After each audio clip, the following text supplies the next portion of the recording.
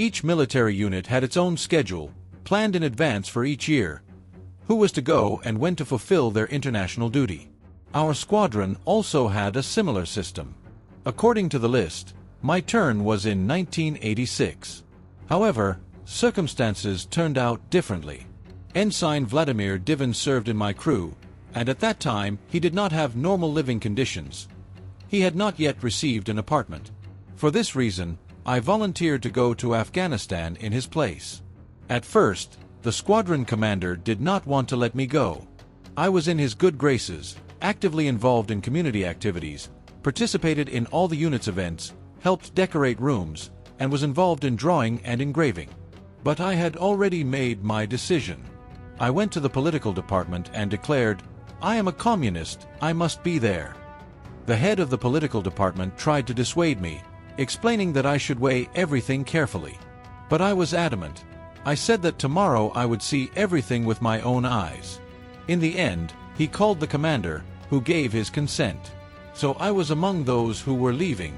First, the plane took us to Tashkent, and from there to Kabul. At first, my relatives and colleagues didn't even know I was leaving. But when everything became clear, my neighbors and friends gathered and organized a farewell party. Everything was humane, dignified, and respectful.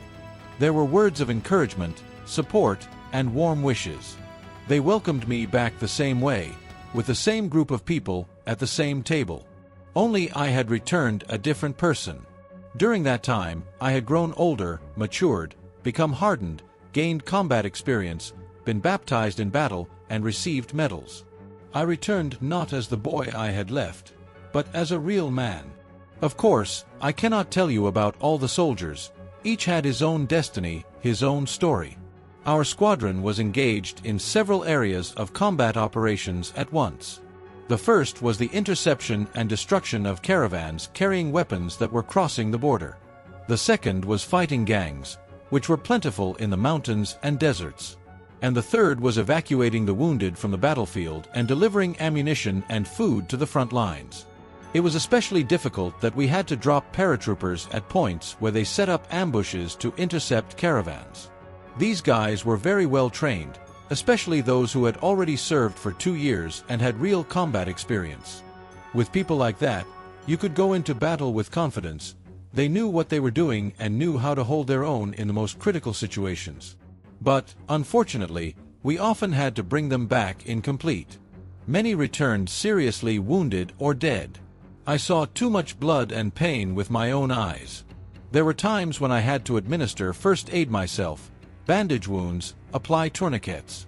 Sometimes it got to the point where I had to cut off hanging pieces of skin or flesh in order to treat the stump and apply a bandage to the severed limb.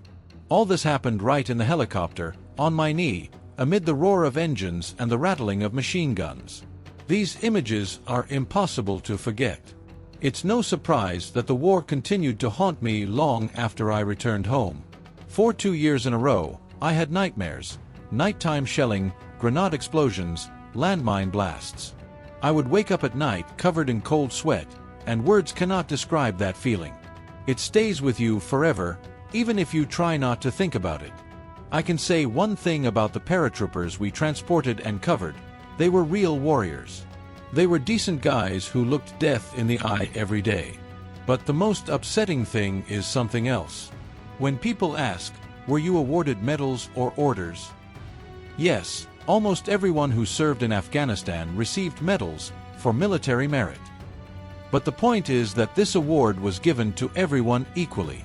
To those who risked their lives every day under fire, went into battle, and pulled their comrades out of the front lines. And those who sat in the rear the whole time, working as cooks or heating baths for officers, never once hearing the whistle of a bullet or the explosion of a grenade. In the end, both had the same medals. I have always believed that there was enormous injustice in the matter of awards and medals. It was upsetting not only to me personally, but first and foremost to those guys who returned home crippled, with their health ruined and their lives traumatized, yet wearing the same medal on their chests as the cooks and bath attendants. The realization of this left a heavy feeling of bitterness. I got my first vivid impression immediately after arriving in Afghanistan. We flew into Kabul, and that evening we were taken to a kind of open-air cinema. There were simple benches, and instead of a screen, there was a regular sheet stretched across ropes. It might not seem like a big deal, but right then, it hit me that we weren't in a peaceful place. Just 5 kilometers away, behind that sheet, there was a real battle going on in the mountains. We sat there watching the movie, but at the same time, we could hear the cannon fire, see the flashes and explosions, and feel the rumbling from the blasts. And the thought kept running through my head, that's it, we've landed right in the middle of a war. There's no rest here, we'll have to fight. That feeling has stayed with me forever. There were so many interesting moments during my service that I can't even count them all. One of the most memorable ones is related to how we escaped from the Strela missiles. The story behind them is also telling. Even before the Afghan war, our government sold these Soviet missiles to China. They resold them to Pakistan, and Pakistan in turn sold them to the Afghan Mujahideen. And here's the irony. Now it was with these very Strela missiles, made in the USSR, that they were trying to shoot down our planes and helicopters. The missile had impressive characteristics.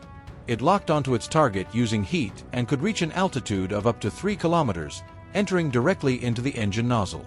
That is why in movies, when they show an airplane or helicopter releasing dozens of bright flashes, it is not fiction. These flashes were called heat traps or OSO. In reality, they were ordinary cartridges that were fired to knock the missile off course and force it to go after a false target. I saw this with my own eyes more than once. Down on the ground, a flash suddenly appeared, bright, like a welding torch. This meant that a missile had been launched. I immediately reported to the commander via the aircraft intercom, "Commander, they're firing at us." He simply replied, "Yes."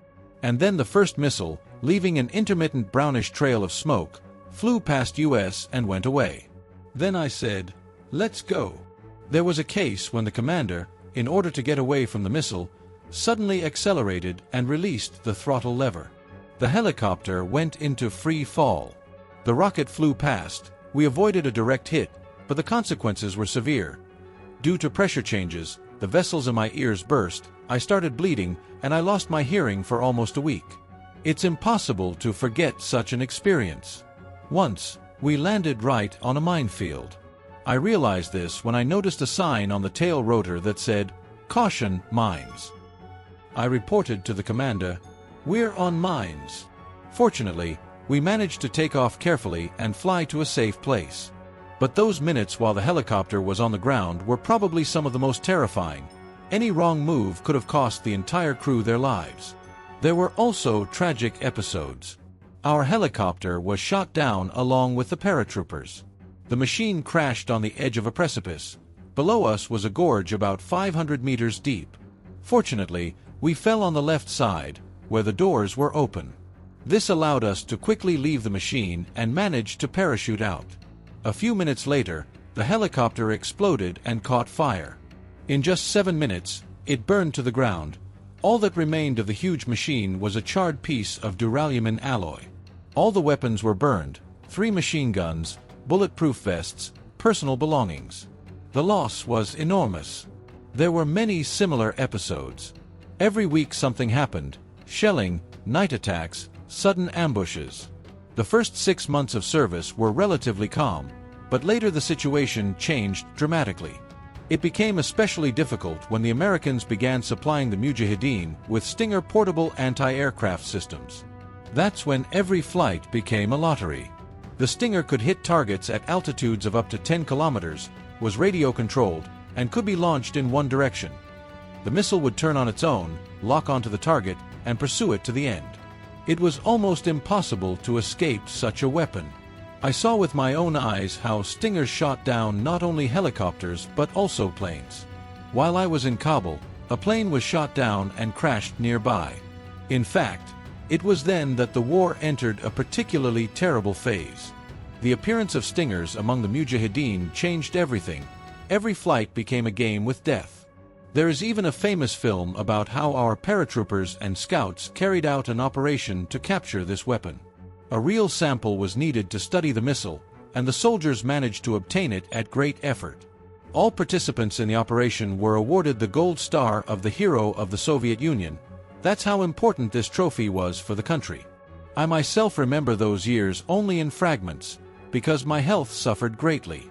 I had a concussion, after which doctors in Tashkent and Kabul suggested that I be removed from flight duty. If it had happened officially, I would have had to retire. But I didn't want to leave the sky, I didn't want to leave the team. So, together with the doctor, we destroyed the documents confirming the concussion, and I remained in the ranks and continued to fly. In general, we were well supplied. There were no problems with ammunition, but the food quickly became monotonous.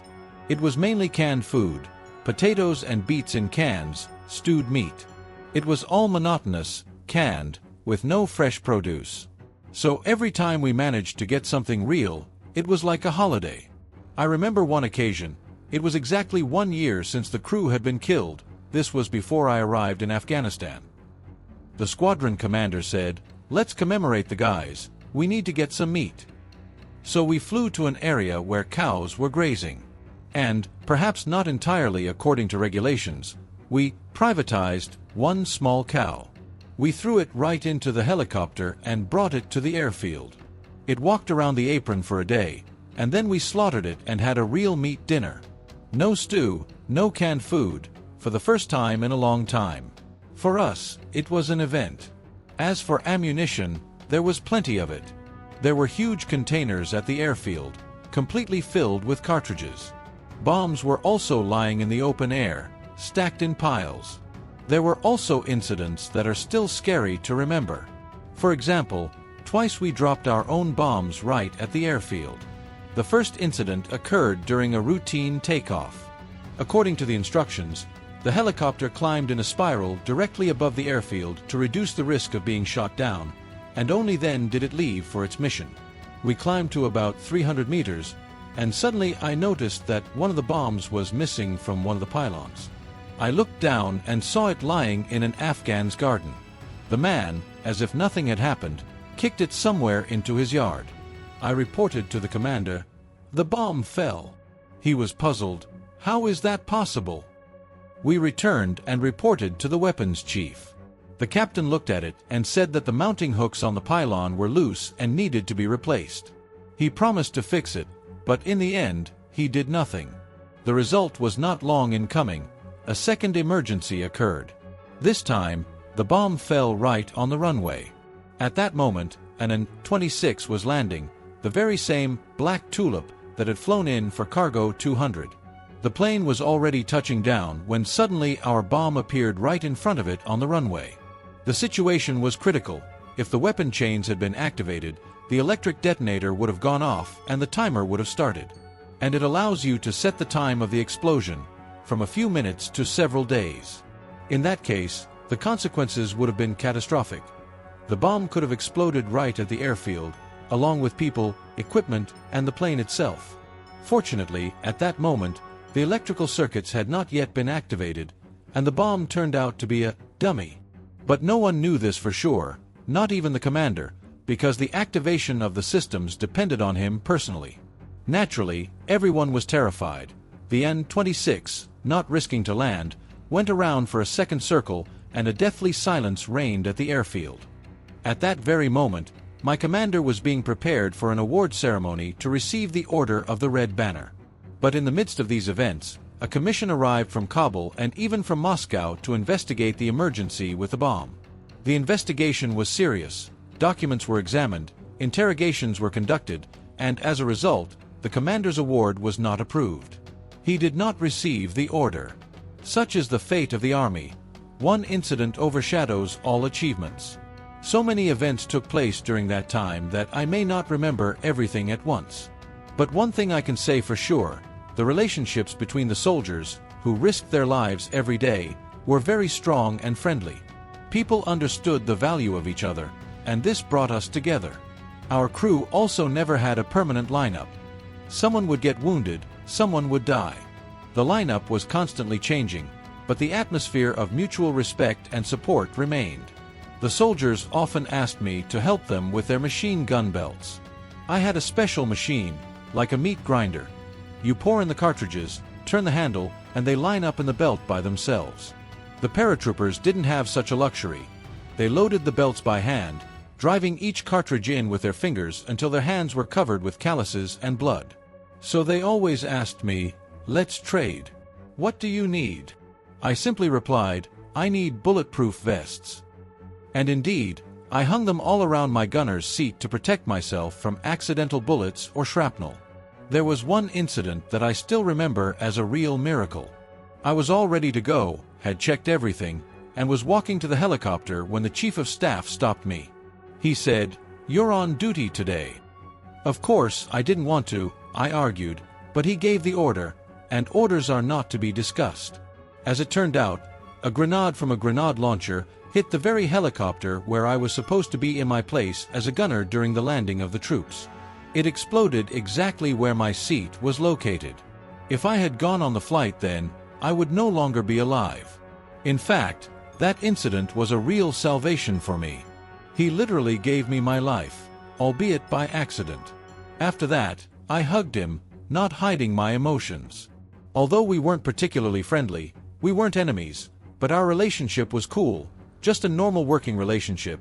It was his decision that saved me from certain death. So in war, everything can change in an instant. Today you're going on a mission, and tomorrow someone else takes your place, and your fate depends on it. When I first arrived at the unit, another guy was supposed to replace me. I arrived, and literally the next day he flew home. Before leaving, he showed me the layout, where the command and control center was, where my place as a gunner in the helicopter was, and told me some important details about the service. But even then, I had no idea how many combat missions he had flown. There were 6 of us living in our room, but in fact only 2 of us flew. The rest didn't even go near the helicopter. No one forced them, everything was voluntary. So it turned out that 4 of them could lie on their bunks, press the mattress, as we said, and still get the same medals as us. It was very upsetting because there, in Afghanistan, as everywhere else, connections and money decided everything. Orders and medals were bought, and awards often went to those who had never even heard a shot fired. I don't want to name names now, there's no point in stirring up the past, but the fact remains, that's how it was. War distorts everything. At our airfield, for example, you could often meet the Kadavs, local Afghan border guards. They lived nearby and, despite the war, went about their simple business, selling watermelons and other fruits. And sometimes you wanted at least some joy, even a piece of watermelon in the heat. I learned the Afghan language quite well, quickly picking up words, and over time I learned to communicate freely. We communicated with the locals quite amicably. Ordinary people did not want this war, but circumstances forced them to take up arms, fight, and kill. That same farmer, a daikon, is essentially an ordinary rural laborer who has to feed his family. He grows watermelons, melons, cucumbers, and other vegetables on his plot of land. Their soil is heavy, clay mixed with sand, but so fertile that if you stick a stick in it and water it regularly, it will sprout.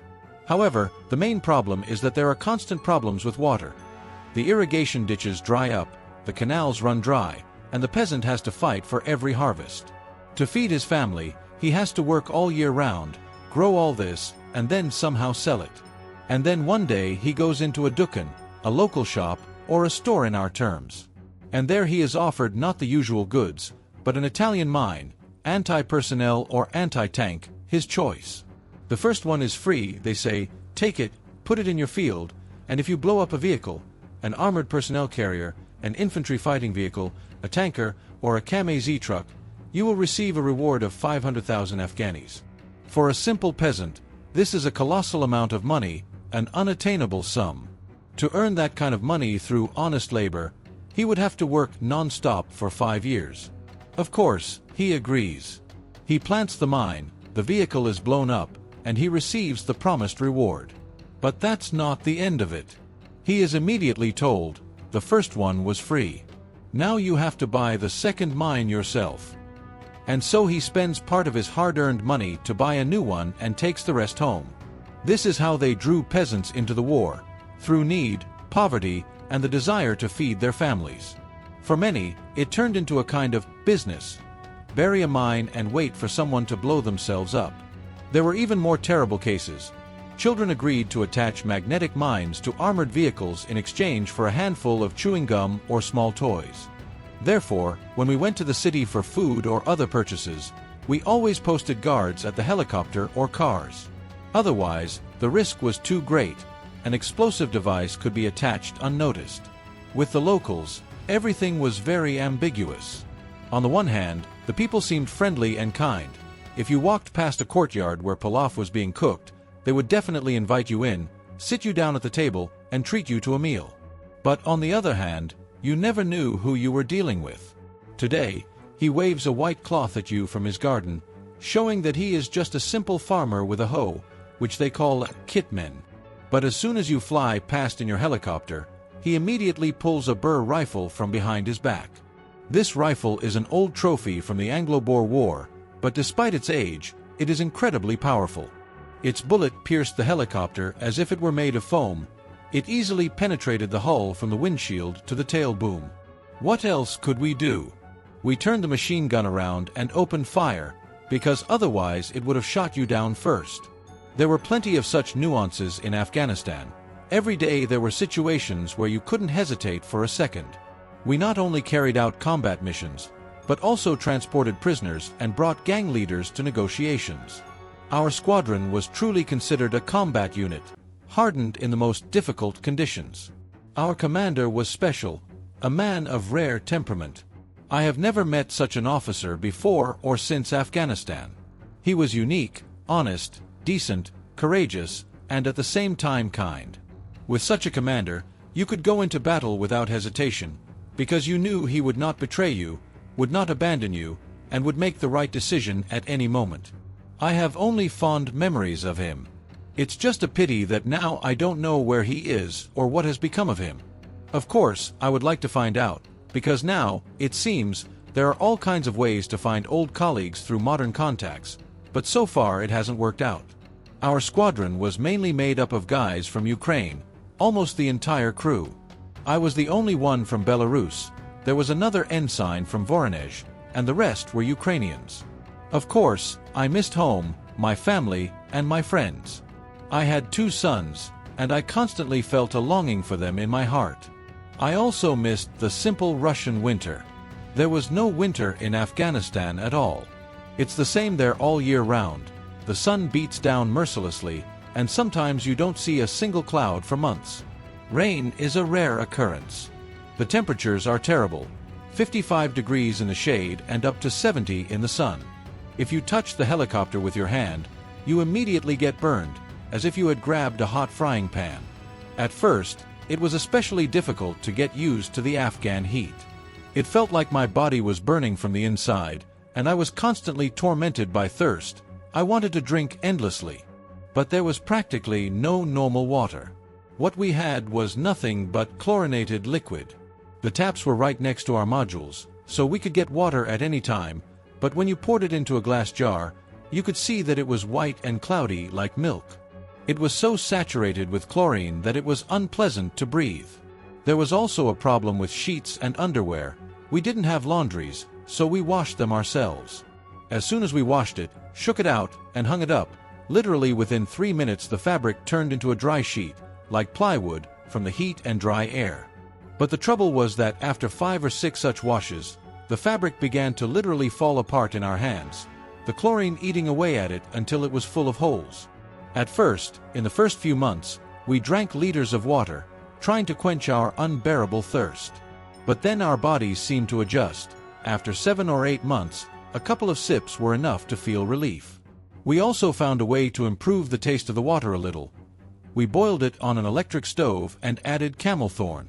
It gave the water a slight sourness, made it greenish and refreshing, and it became more pleasant to drink. But most of all, I wanted winter. Cold air, snow, rain. When I returned and flew to Minsk, it started raining at the airport. I stood there for half an hour catching raindrops in my mouth like a child, with an almost mystical delight. The rain seemed like a miracle, a real gift. I had missed this feeling of nature, moisture, and dampness so much while abroad. And yet, humans are amazing creatures. They are capable of getting used to anything. You asked about the commander. His name was Alexander Sergeyevich Depressive, and at that time he was a lieutenant colonel. He was a respected, experienced man, and there was always a sense of real military discipline around him. But at the same time, he had an amazing story connected with his dog, a sheepdog. Someone gave him the puppy when it was still very young, 4 or 5 months old, and from that time on, it lived right there with us in the module. The dog was incredibly smart and loyal. But at first, something bad happened to her. One day, one of the soldiers was carrying a pot of boiling water or borscht, slipped, and accidentally spilled the contents right on her. The poor puppy's skin on her back was almost completely burned off. In our conditions, this could have ended very badly, but in Afghanistan, almost everyone had mummy in their first aid kit. They smeared it on the burns, and the wounds began to heal surprisingly quickly. After a while, the dog was running around the camp again as if nothing had happened. And here's what's amazing, even though she was still a puppy, she seemed to have had a military instinct from birth. As soon as the commander picked up his rifle and helmet, the dog immediately understood that a flight was about to take place. It was impossible to hold her back. She invariably ran after the helicopter, jumped inside, and sat down in her place. She never missed a single flight, as if she were a full-fledged member of the crew. Once we were transporting Afghan paratroopers. We dropped them off at the location, took off, and then the dog started howling strangely, a drawn-out, anxious howl, as if it sensed trouble. I told the commander via the intercom, "The dog is howling, something's wrong." He replied, "Check the helicopter, see what's going on." I crawled under the bench and suddenly saw a Kalashnikov assault rifle there. At first, I thought the soldiers had simply forgotten it. But the commander ordered me to check it. I removed the barrel cover and froze. There was plastic explosive with a detonator inside. Moreover, the detonator was pressure activated. When the helicopter reached an altitude of 3 kilometers, it would go off and everything on board would be blown to pieces. The commander gave a short order. "Throw it out immediately." I threw open the door and tossed the machine gun down. Only then did it dawn on me that it was the dog that had saved us all. I remember one incident. A black tulip and 26 brought humanitarian aid for the Afghans to the airfield, grain and various cereals. Then the Mi-6 was supposed to deliver these goods to the villages and hamlets. I was returning from my flights, and out of the corner of my eye, I noticed a suspicious scene. There was an Afghan man, bearded, fiddling with some bags. The bags were sewn up, but he had cut one open and was clearly putting something inside it. I immediately went to the airfield commander, who was a captain at the time, though I can't remember his last name. I told him, "So and so, I saw someone put something in a bag." They called in the bomb squad with dogs. But by the time I explained the situation and everyone was gathered, half of the bags had already been loaded onto the helicopter. Apparently, they covered that bag with others on top to make it harder to find. The bomb squad searched as best they could, but found nothing. The helicopter took off anyway, climbed to altitude, and exploded. The crew was lucky. They managed to eject with parachutes. But the Afghans accompanying the cargo, the very ones for whom the humanitarian aid was intended, flew straight to the other world along with the grain. So, among the peaceful supplies, there were also such well-wishers who tried to carry out terrorist attacks directly through humanitarian cargo. It must be said that our squadron was not only engaged in transport tasks. We had clear combat objectives: destroying caravans carrying weapons, eliminating gang formations, evacuating the wounded, and delivering ammunition and food to our positions. The caravans were endless, and they had their own hidden trails. Interestingly, any number of camels was called a caravan. One camel walking was already a caravan. 2 camels were also a caravan. And if 100 camels were walking in a line, it was still just a caravan. From the air, especially from a great height, such columns were clearly visible, a chain of camels, with a driver in front and a guard behind. But as soon as they heard the sound of propellers, as if on command, everything disappeared. They acted cunningly and in unison. As soon as they saw or heard our propellers, that was it. People instantly disappeared, burying themselves in the sand, dissolving into the dunes. And so the picture was this: the camels continued on their usual route without their drivers, as if that was the plan all along. These animals are so intelligent that they know the route by heart: where to turn, where to stop, where to find water. At first glance, it was not always possible to immediately recognize what the caravan was carrying. On top were bales of fabric, silk, boxes of household appliances, Toshiba, Sanyo, Panasonic, tape recorders, cassette players, even kitchen utensils. But if you looked more closely from a low altitude, you could almost always spot characteristic boxes among these goods, in which weapons were hidden. We already knew this pattern. Under the cover of peaceful cargo, they were transporting automatic weapons, ammunition, and explosives. We worked on the caravans in different ways. We used NURS, unguided rocket shells, or TURS, guided missiles. But there was a problem. If the shell hit sand, it often failed to detonate. Only if it hit a rock would there be an explosion. Meanwhile, the camels would calmly continue on their way as if nothing had happened. The most effective method was to use machine guns. Then the caravan could be dispersed, turned around, or destroyed. In addition to airstrikes, ambushes were set up on the trails. We dropped paratroopers, and they intercepted these columns on the ground, finished them off, destroyed them, or captured their cargo. It was constant, exhausting work. The Tolucan fortress is a story unto itself. It was a veritable underground citadel. Inside were kilometers of passages and tunnels 5 to 7 kilometers long. We bombed it for weeks. We would fly in, bomb it, return to the airfield, and immediately reload with new ammunition. Sometimes even the cooks had to help attach the bombs because there weren't enough hands, and everything was done in a hurry. We took off again, reconnaissance guided us, hit the northern part. We did our job, returned, refueled, loaded new bombs, and back into the sky. A few hours later, now work on the eastern part. And so it continued, flight after flight, day after day. It seemed as if they had an entire city underground, a network of tunnels and shelters, while we hammered away at them from above for weeks, trying to smoke them out or destroy them. So what was this fortress like? In fact, it was just ordinary clay ramparts. There was almost no stone there. The whole structure was made of clay, and on the surface there were only ruins. But all the power was not outside, but underground, a whole network of passages, wells, and tunnels from which the militants suddenly appeared, struck, and disappeared again. Imagine the scene. A convoy of our vehicles is traveling along the highway. It includes fuel tankers carrying gasoline, kerosene, and diesel fuel. An infantry fighting vehicle or tank covers the front of the convoy, and armored vehicles bring up the rear. In the middle are dozens of vehicles, from 10 to 30. And then, from some camouflaged well, an enemy jumps out and fires a grenade launcher at the first vehicle. Almost simultaneously, another enemy emerges from the rear and hits the last vehicle. That's it, the convoy is stopped. The first and last vehicles are on fire. At this moment, the militants begin to shoot at the remaining vehicles. What to do? The tankers acted simply. They turned the gun barrel and literally pushed the burning vehicle into the abyss, clearing the road. The convoy continued to move under fire, while our aircraft and helicopters covered it from the air. The Americans, by the way, left a lot of stuff in Afghanistan from the old days. There were entire warehouses in the rocks. Once we landed troops at such a storage facility. We flew up, the helicopters hovered. They said to me, "Come and take a look."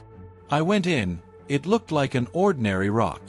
And suddenly the doors began to slide open.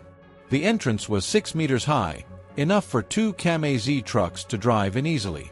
Inside, the lights came on, the lamps were still working, even though decades had passed. To the left and right were rows of supplies. Wooden boxes, sacks of grain, sugar, boxes of canned food, biscuits, cigarettes, even rum. Everything you need to survive. And further on, behind thick bars, are boxes of weapons. All this wealth was mined and then blown up. Such warehouses have remained since the Anglo-Boer Wars. Can you imagine? Sometimes we were called in to guide the Air Force. We would take to the air, circle in one place, and give coordinates. Once, a couple of Su-25s were called in. We had been circling for an hour and a half, but they still hadn't arrived. I asked the commander, "How much longer are we going to hang around? I'm sick and exhausted." He just grinned and said, "They've already taken off." I looked up and finally saw them appear. The fighter planes were approaching their target. They were carrying huge 5-ton bombs. This technique was called barrage. The plane dives, and at the moment it comes out of the dive, it drops the bomb. It goes right under the rock, literally digging into it and exploding there. Before our eyes, they destroyed a huge ammunition depot. One precise drop, and a fiery torch bursts out from inside the rock. We made a few more circles to confirm the hit, took photos for the report, and returned to the airfield. After a while, the commander gathered the personnel and said, "That's it, the task has been completed, the targeting was accurate, the pilots performed precisely, the warehouse has been destroyed." But this was just one episode. The shelling was increasing. At first, it seemed that the threats were not so serious, but gradually the situation changed. The shelling became constant, and no one could take it lightly anymore. The commander ordered the urgent construction of a shelter. We dug a long trench with 2 exits so that we could quickly leave it in case of a hit. We covered it with old helicopter blades and massive slabs that are usually used on taxiways. Then we covered it all with a thick layer of clay to withstand the impact. The result was a kind of shelter right next to the module. And the decision turned out to be the right one. Once, a shell hit the neighboring module. It housed another unit, not ours. The module burst into flames instantly, and absolutely all of the soldiers' belongings burned up. Their personal items, gifts for their families, and purchases that the guys were planning to take home with them. Everything that seemed close and important turned to ashes in a matter of minutes. Shelling happened regularly, especially at night.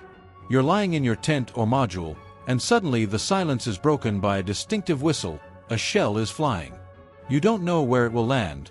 It might fly over or fall short. You lie there, listening to every sound, your heart pounding. Fortunately, no one in our unit was ever killed or wounded by such night shelling. You could say we were lucky, although the tension was constantly in the air. But the danger lurked not only from above. Several times we landed right on minefields. The helicopter descended, and only then did we notice the sign saying, "Caution, mines." And once I myself stumbled upon such a field on foot. I was returning from flights at night, tired, in pitch darkness. And then the sentry called out, "Halt! Who goes there? Password." And I didn't know their password. I replied, "What password? I don't know yours. I need to get through, rest. I have a flight in the morning." He replied, "You better sit down. You're loitering here, you'll get a bullet in the back from the green right now." I stopped, and then he added, "You've walked into a minefield." I felt a chill down my spine. I asked, "How do I get out of here?" "I don't know, wait for the sergeant. He knows." So I sat there crouching. I don't know how much time actually passed, maybe 10 or 15 minutes, but it felt like I had been waiting for hours. It was completely dark, all around was silence, only my heart was pounding and I was thinking that the slightest movement could blow me up. Finally, the sergeant appeared, and as luck would have it, it was his birthday. He came up to me, calmly led me out of the path and said, "If you had gone further, you could have stayed here." And that's how it was. No minefield map had been preserved in the unit. No one knew exactly where and what kind of mines had been laid. Everything was as usual in the Soviet army. The documents had not been delivered. The marks had not been preserved. The local guys, soldiers, only knew the safe paths from their trips to the villages for fruit. That's how they saved each other with their knowledge. And there were many mine stories during my service. We landed the helicopter right on mined areas. Then there was a case when our helicopter was shot down. It burned to the ground. Later, I had the opportunity to parachute, and once on the ground, I noticed 2 neat bullet holes in the canopy. You fly in a helmet, surrounded only by the hum of the propellers. You can't hear anything, neither your own thoughts nor external sounds. I landed with my parachute still on. According to the instructions, you always have to have it with you. but you were supposed to hand it back immediately unless you were somewhere in a gorge or inaccessible terrain. Once, the head of the PDS, the Parachute Assault Service, called me over. He said, "Come here, I'll show you something." He took the parachute canopy and pointed to one hole, then another. "See? While you were flying, you were shot at twice. The bullets pierced the fabric." That's the kind of surprises we encountered there. And this is how we were shot down. We were carrying out a troop landing mission. This usually took place at an altitude of only 4 to 5 meters above the ground. It is impossible to land the helicopter completely. The landing sites there are dusty. If you descend lower, a thick cloud of dust rises and is immediately sucked into the engine nozzle, which can cause a serious accident. Therefore, the paratroopers were dropped almost on the fly. 1, 2, 3 meters, and they jumped, trying not to fall into ravines or gorges. We only had time to make sure that the guys were jumping into a relatively safe place when suddenly there was a sharp blow. No one really understood where the rocket or shell had come from. The helicopter lurched sharply and fell on its side. It all happened in a matter of seconds. Panic ensued, but we acted decisively. Those who could jumped out themselves, while the rest were pulled out. The main thing was to run as far away as possible. A moment later, the machine burst into flames. We had moved about 30 or 40 meters away when the fuel tanks began to burn out. The kerosene was burning, but fortunately, there was no ammunition on board, no bombs or shells. If there had been, the outcome would have been completely different. Still, we were lucky. All the paratroopers survived, as did the crew. Almost immediately, a second helicopter arrived. We always worked in pairs. It made contact, transmitted our coordinates, and soon came to pick us up. They took us away. And, of course, like everyone else, we were almost all awarded medals. It didn't matter whether you fought on the front lines or sat in the rear, flew on missions or never even took to the air. Everyone was given orders and medals. I've already mentioned that there were soldiers who returned crippled, some without a leg, some without an arm, some with serious injuries. And next to them were those who, in essence, only heated the bathhouse for the officers in Afghanistan, drank borjomi or beer with them, and still received the same award. And then they would return to the Soviet Union and boast, "I fought in the war." How could you explain to them that they had only seen the war from afar? There was a case in Belgorod, I don't remember the name. One such hero flew to Kabul and refused to even get off the plane. He shouted that he wouldn't get off, and that was that. In the end, he was taken back on the same flight. But then, back home, he went around demanding a certificate, "Give me proof that I was in Afghanistan." There were people like that too. And for us, time dragged on painfully slowly. Especially the last few days. They say the worst thing is waiting and catching up. That's how it was. For the first 6 months, 7 or 8 months of service, everything seemed normal, familiar, as if I didn't pay any attention to the fear. But when there were 2 or 3 months left before the replacement, every minute seemed like an eternity. Every flight felt like the last. You get into the helicopter and think, just let me get back alive. Your knees are shaking, your heart is pounding, and everyone around you is pretending that everything is fine. But inside, there is this sticky fear. And only fools can say that it's not scary. Everyone was scared, including me. Especially towards the end, when the enemy was actively firing Stinger missiles. These missiles became a real nightmare for everyone. I waited for my replacement with such impatience that I counted the days. But then injustice struck again. I was the one who went in his place a year earlier, and then he was delayed and arrived a month later than scheduled. At the time, I thought I was ready to tear him apart. That's how angry I felt when I remembered it all. He had cleverly arranged everything. The same length of service as me, even a little less, plowed through as a postman.